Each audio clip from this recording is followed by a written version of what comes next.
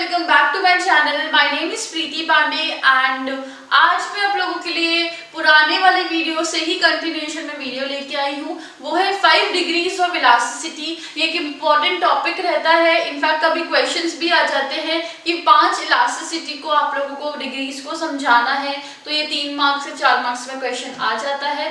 तो ये सिर्फ 11th-12th वालों के लिए ही इम्पोर्टेंट नहीं है, इनफैक्ट ये आपके बीकॉम बीबीए इन सब में ही काम आएगा। इसलिए इस वीडियो को लास्ट तक देखना। And those who are new to my channel, do subscribe and press the bell icon. Also do not forget to like and comment in the video. So without wasting time, let's move into the video. तो आज हम लोग discuss कर रहे हैं price elasticity of demand के 5 degrees. तो ये है हमारे degrees of elasticity of demand. अब जब हम लोग बात कर रहे होते हैं इलास्टिसिटी ऑफ डिमांड की, तो मैंने अपनी पुरानी वीडियोस में भी समझाया था कि एक्चुअल में होता क्या है वो कि लॉ ऑफ डिमांड को ही हम डिग्री में रिप्रेजेंट कर रहे होते हैं, वो इलास्टिसिटी ऑफ डिमांड होता है।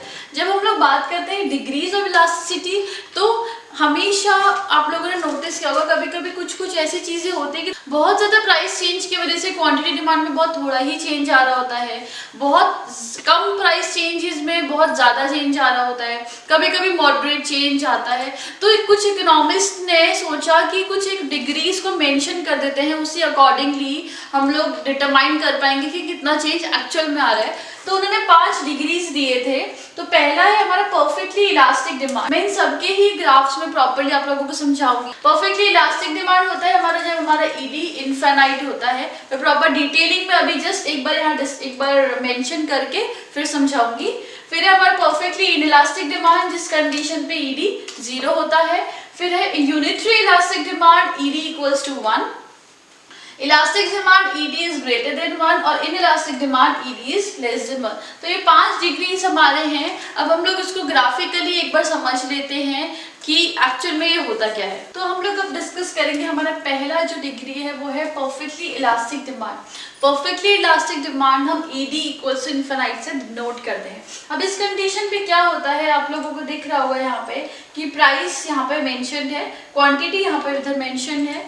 तो जब भी हमारा प्राइस कांस्टेंट रहता है, इस सिचुएशन में क्या होता है कि कभी भी कंज्यूमर्स जो होते हैं ना, वो अपने प्राइस को लेके बहुत ज़्यादा पर्टिकुलर होते हैं। उन लोगों को ज़्यादा चेंजेस पसंद नहीं है। और आप लोग जानते हो कि सब्सिट्यूट्स हमारे बहुत सारे अवेलेबल होते हैं। अगर कोई कंज्यूमर है जो सोच रहा है कि वो पी प्राइस पे ही चीज़ को लेगा, ठीक है, और अगर बाई चांस इसमें थोड़ा सा कम हो जाता है, बढ़ जाता है, उस कंडीशन पे ये कंज्यूमर्स क्या करेंगे, कंज्यूमर्स करेंगे कि नहीं वो लोग पी ही प्राइस पे लेना चाह रहे हैं। तो जब वो पी प्राइस पे लेना चाह रहे हैं लेकिन प्रोड्यूसर तो दे नहीं रहा है, तो वो क्या करेंगे, वो दूसरे प्रोड्यूसर के पास शिफ्ट हो जाएंगे जो सेम प्राइस पे उनको वही क्वांटिटी या थोड़ी सी ज़्यादा क्वांटिटी दे रहा होगा।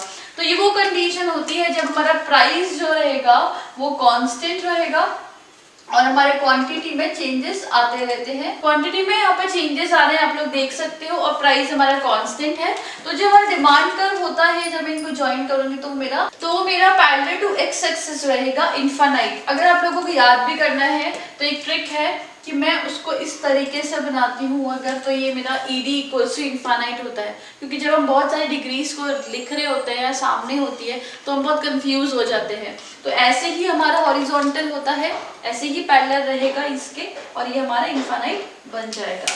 तो ये तो है हमारा परफेक्टली इलास्टिक डिमांड। अब हम लोग सेकेंड डिस्कस करेंगे परफेक्टली इनइलास्टिक डिमांड, जब हमारा ईडी इक्वल्स टू 0 होता है। जब हमारा इलास्टिसिटी क्या होगा, वो 0 रहेगा। तो क्या होगा इसमें कि प्राइस हमारा इधर वाई एक्सिस पे है और ये मेरा एक्स एक्सिस पे है। तो ये जो बनता है ये पैरेलल टू वाई एक्सिस बनता है। इसमें क्या होता है कि चाहे कितना भी प्राइस चेंज हो जाए, क्वांटिटी डिमांडेड में कोई चेंज नहीं होने वाला। प्राइस P था तो भी क्वांटिटी डिमांडेड Q था, जब प्राइस P1 हुआ तो भी Q था, P2 हुआ तो भी Q था। तो ये क्या होता है, ये वो कंडीशन होगी जब कोई चेंज नहीं होता है, मतलब नो चेंज किस में आएगा, नो चेंज आएगा हमारा Q में एंड चेंज आएगा हमारा किसमें, P में। उस कंडीशन पे हमारा इलास्टिसिटी ऑफ डिमांड 0 रहता है। ये पैरेलल रहेगा हमारे वाई एक्सिस के। अब हमारा तीसरा डिग्री वो है यूनिटरी इलास्टिक। इसको हम लोग रेक्टेंगुलर हाइपरबोला भी बोलते हैं। मैं भी समझाऊंगी रेक्टेंगुलर हाइपरबोला क्यों बोलते हैं। ये इनफैक्ट आपका कॉम्पिटिटिव एग्जाम्स में भी क्वेश्चन आता है कि कौन सी डिग्री में रेक्टेंगुलर हाइपरबोला होता है, तो वो होता है हमारा ED = 1। फिर हमारा कि इसमें होता क्या है, इसमें है कि प्राइस में जितना भी चेंजेस आएगा, फॉर एग्जांपल अगर प्राइस में 30% का चेंजेस आया है और क्वांटिटी डिमांड में भी उतना ही चेंज आएगा, जब हम इसको डिवाइड करेंगे तो हमेशा 1 ही आएगा। इलास्टिसिटी ऑफ डिमांड में हम लोगों ने फॉर्मूला यूज किया था, उन्हीं के थ्रू ही ये सारी चीजें कैलकुलेट होती है। तो जब हमारे प्राइस में बिल्कुल सेम चेंज आने के या सेम परसेंटेज चेंज आने की वजह से सेम ही हमारा क्वांटिटी में चेंज आ रहा है, वो होगा हमारा ED = 1 या फिर यूनिटरी इलास्टिक। इसमें हम लोग डिमांड कर्व को इस तरीके से बनाएंगे, जो नॉर्मल डिमांड कर्व होता है बिल्कुल वैसे ही बनाएंगे। अब हम लोग डिस्कस करेंगे हमारा 4th डिग्री, वो है elastic demand, that is ED > 1। अभी तक हमने क्या क्या डिस्कस कर लिया है कि ED जब हमारा इनफाइनाइट होता है, ED हमारा 0 कब होगा, ED हमारा 1 कब होगा। अब हम डिस्कस करें ED कब > 1 होगा और उसके बाद डिस्कस करेंगे ED जब हमारा <1 होगा। तो अभी हम लोग डिस्कस कर रहे हैं हमारा ED > 1।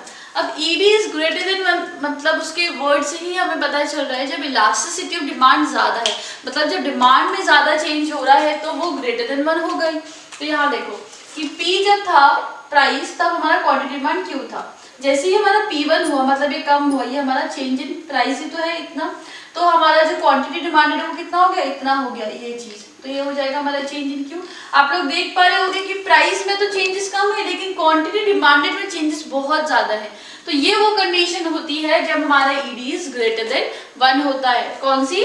जब प्राइस चेंजेस कम है लेकिन क्वांटिटी डिमांडेड चेंजेस रिस्पेक्टिवली बहुत ज्यादा है, तो वो ED > 1 होता है। सेम इसके वाइस वर्सा भी डिस्कस कर लेते हैं हमारे 5th वाले में। अब हमारा लास्ट जो डिग्री है वो है हमारा इन इलास्टिक डिमांड, जब हमारा ED < 1 होता है। तो हमारा इसमें क्या होता है, ED जो है वो <1 रहेगा। जैसे मैंने आप लोगों को जस्ट पहले वाले में समझाया था, तो क्या था वहाँ पे इलास्टिसिटी जो क्वांटिटी का चेंज था वो बहुत ज्यादा था, इसलिए वो > 1 था। इस बार ऑब्वियसली थोड़ा सा कम होगा, इसलिए वो < 1 होगा। तो यहाँ पर प्राइस हमारा P था, फिर क्वांटिटी हमारा Q था, फिर जैसे ही हमारा प्राइस बढ़ गया, ये देखो यहाँ पर हमारा प्राइस बढ़ गया है, चेंज इन P है ये हमारा, उसी टाइम पे हमारा जो क्वांटिटी चेंज हुआ है बिल्कुल चेंज हुआ है, लेकिन थोड़ा सा कम चेंज हुआ है रिस्पेक्टिव टू प्राइस। मतलब यहाँ पर जो प्राइस का चेंजेस है वो ज्यादा है और क्वांटिटी डिमांडेड का चेंजेस है वो कम है रिस्पेक्टिव टू प्राइस, इसीलिए वो होगा हमारे ED > 1। आई गेस आप लोगों को इलास्टिसिटी ऑफ डिमांड की डिग्रीज प्रॉपरली समझ में आ गई होंगी। फिर भी अगर आप लोगों को कोई डाउट होगा तो मुझे नीचे कमेंट बॉक्स में कमेंट आप कर सकते हैं और पूछ सकते हैं। तो आज के लिए हम लोग सिर्फ इतना ही डिस्कस करेंगे इस वीडियो में। Thank you so much, see you in the next video.